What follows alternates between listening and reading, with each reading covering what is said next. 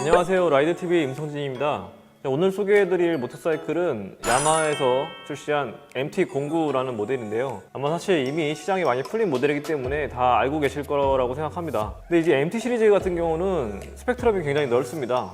국내에는 출시가 안 됐지만 MT125라는 모델도 있고요. 그 다음에 전찰리에 판매되고 있는 MT03이 있고, 미들급으로 MT07이 있고요. 그 다음에 지금 보고 계시는 MT09, 그리고 그 위에 이제 MT10, 이렇게 모델이 여러 가지로 포진이 되어 있는데, 단일 기종이라고 해야 되나요? 이 같은 어떤 라인업에 이렇게 다양한 배기량 클래스별로 이렇게 라인업을 갖추고 있는 이런 라인업도 흔치가 않은데요. 일단 MT 시리즈 같은 경우는 유럽에서 누적으로 24만 대나 팔려 나갔다고 합니다. 굉장히 많은 대수라고 할 수가 있는데, 물론 국내에서도 유럽 못지않게 인기를 많이 누려왔습니다. 특히 MT03 같은 경우는 쿼터급에서도 굉장히 인기가 많은 기종이었고, 그리고 MT07, MT09, MT10 이렇게 빅바이크들도 굉장히 인기가 많았는데, 특히 이제 미들급 이상 모델 중에서 이 MT09가 인기가 굉장히 많았습니다. 여러 가지 특징이 있죠. 지금부터 하나씩 설명드릴 건데, 일단은 배기량도 충분히 넉넉한 편이고, 파워도 충분하고, 그리고 무엇보다도 이제 라이딩 포지션 같은 게 편하기 때문에 접하기도 쉽고요.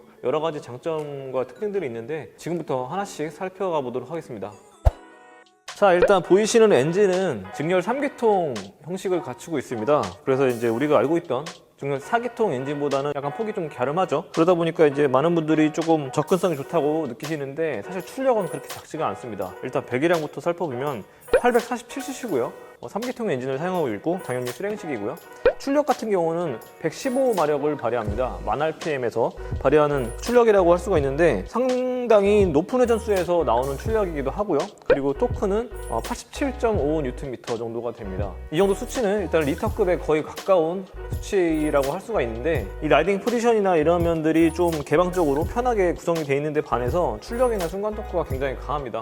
제가 옛날에 초기형 MT09를 시승했을 때도 그런 면모가 굉장히 독특하다고 생각을 했었죠. 출력이나 토크나 이런 것들은 굉장히 순간적으로 강력하게 나오는데, 어떤 이 라이딩 포지션이나 이런 것들은 거의 슈퍼모터드와 비슷한 그런 굉장히 널찍하고 자유도가 높은 포지션을 가지고 있어서, 야마하에서는 이제 하이퍼 네이키드라는 이름을 쓰는데, 약간 거기에 굉장히 어울리는 것 같아요. 슈퍼모터드하고 고성능 하이퍼 네이키드, 그 사이 정도라고 저는 생각을 했는데, 신형 모델도 여러 가지 업그레이드를 통해서 더욱더 타기 편하고 또 이제 다루기 쉽게 그렇게 만들었다고 하는데, 제가 직접 이 신형 모델은 아직 제 시승을 하지 못해서 자세히 알 수는 없지만요. 3기통 엔진 같은 경우는 음색이 약간 걸걸합니다. 일반 4기통보다는 약간 조금 거친 그런 느낌을 가지고 있고요. 2기통하고 또 비교하기는 좀 어려운 면이 있습니다. 왜냐하면 2기통은 맥박이 확실히 구분이 되는데, 3기통 엔진은 그것보다는 훨씬 연결성이 좋은 그런 회전 질감을 갖고 있기 때문에 흡사 4기통과 사실 비슷합니다. 비슷한데 4기통보다는 약간 거칠다는 느낌, 그런 약간 좀 메커니컬 노이즈라고 하죠. 소음도 있고 약간의 진동도 수반되는, 어떻게 보면 더 이제 모터사이클다운 그런 면모를 더 느낄 수도 있고요.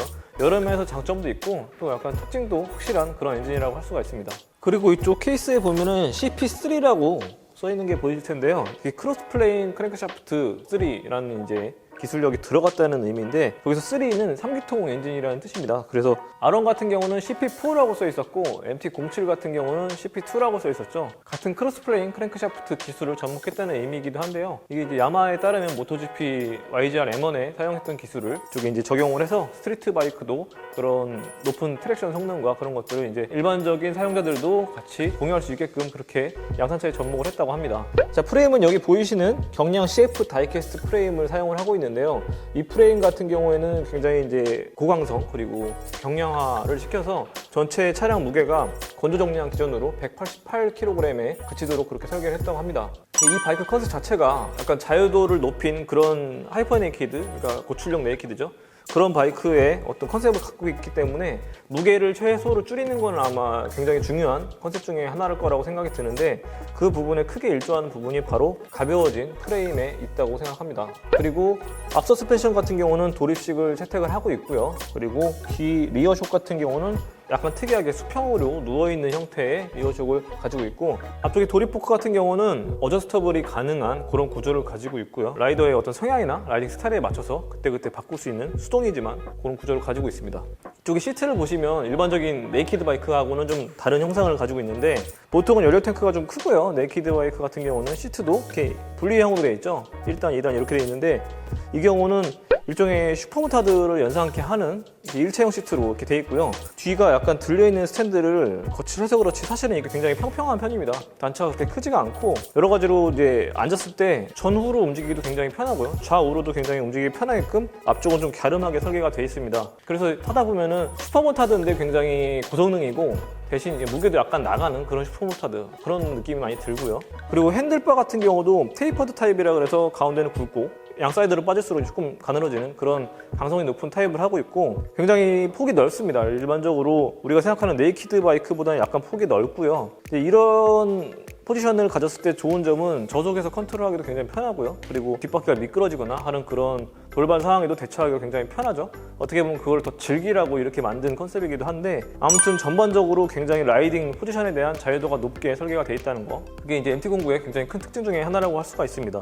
요일탱크 라인도 굉장히 이렇게 완곡하게 이어져 있죠. 일단 이 핸들과 시트의 거리도 상당히 가까운 편이고요. 완전히 이렇게 당겨서 앉을 수 있는 모타드 정도 그 정도는 아니지만 아무튼 탱크의 존재감 자체가 일반적인 네이키드 바이크보다는 확실히 좀 덜하다는 거, 거기서 오는 자유도가 굉장히 높다는 거를 말씀을 드리고 싶고요. 그 외에 이쪽에 이제 헤드라이트 뭉치 쪽이나 계기판 이런 것들은 굉장히 간소화되어 있습니다. 이런 쪽에서 이제 무게나 아니면 쓸데없는 기교나 이런 게 없고요. 굉장히 이제 필요한 부분만 딱 갖추고 있는 그런 구성이라고 할 수가 있습니다.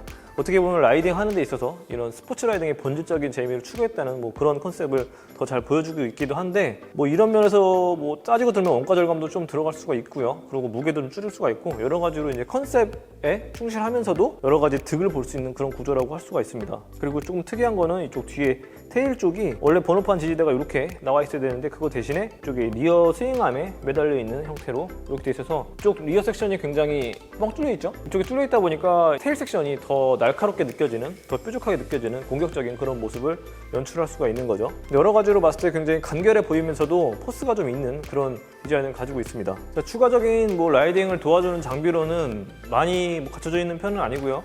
일단 트랙션 컨트롤이 기본적으로 구비가 돼 있고, 그 다음에 이제 라이딩 모드 셀렉터, 스로틀 반응의 민감도를 조절할 수 있는 그런 매핑에 여러 가지 선택할 수 있는 기능이 있고, 그리고 추가적으로는 이제 여기 퀵시프터가 있는데 업만 되는 퀵시프터를 가지고 있습니다. 그러니까 가속을 할 때 클러치 레버에 어떤 조작 없이 그냥 발끝으로 올리기만 하면 가속을 계속 이어나갈 수 있는 그런 장치가 되어 있고요. 그리고 반대로 감속할 때 다운시프트를 할 때는 어시스트 앤 슬리퍼 클러치가 장착이 되어 있어서 기어를 급하게 내려도 엔진 브레이크가 조금 스무스하게 걸려서 어떤 차체의 움직임이나 이런 것들을 예측하기 편하게끔 만들어주는 그런 장치가 포함이 되어 있습니다. MT09 같은 경우는 일단 전반적인 컨셉은 약간 도심의 악동 같은 그런 이미지로 느끼실 수 있겠지만 사실은 굉장히 다방면에서 사용할 수 있는 스포츠 바이크이고 또 올라운드 플레이어라고 할 수 있는 굉장히 다재다능한 그런 캐릭터를 가지고 있습니다. 도심에서는 조금 더 스포티하게 라이딩을 즐길 수가 있고, 그리고 이제 투어링을 갔을 때도 네이키드 바이크보다도 좀 더 익사이팅한 그런 라이딩 스타일을 가지고 있고요. 그리고 레이싱 서킷에 가서 스포츠 라이딩을 또 즐길 수도 있겠고요. 그럴 분들은 많이 있진 않겠지만 아무튼 충분히 그렇게까지 활용이 가능하다는 점, 그런 점이 특징이고요. 아무튼 전반적으로 올라운드 플레이어라는 그런 점이 독특한 점이라고 할 수가 있습니다. 포지션이 굉장히 자유롭기 때문에 타는 사람의 어떤 그런 성향에 맞게끔 맞춰가면서 다양한 용도로 쓸 수 있다는 점, 그런 점이 좋은 점인 것 같고요. 기본적으로는 근데 무게가 그렇게 적지는 않습니다. 일반적인 네이키드 바이크 수준이기 때문에 정말 경량의 그런 슈퍼모타드 같은 그 정도의 이제 라이딩 기법을 구사하기는 조금 어려울 것 같고, 일반적인 네이키드 바이크의 특성을 가지고 있지만 거기서 약간 더 모타드 같은 그런 느낌을 조금 가미했다, 그 정도로 보시면 될 것 같습니다.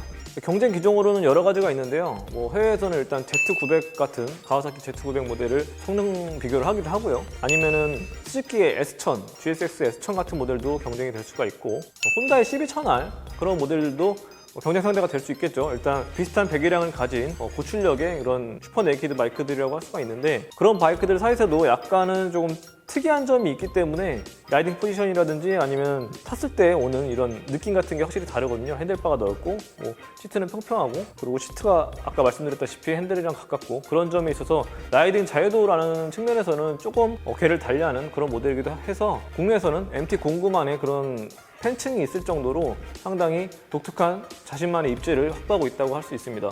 국내에 수입되는 컬러는 지금 보고 계시는 이 블루 컬러가 있고요. 그 다음에 블랙 컬러도 수입이 된다고 하는데, 제가 봤을 때는 이 전반적인 컨셉은 사실 블랙 컬러가 더 멋지다고 생각을 합니다만, 블루 하면 또 야마가 딱 떠오르는 그런 이미지이기 때문에 대표 색상으로는 모자람이 없는 것 같습니다.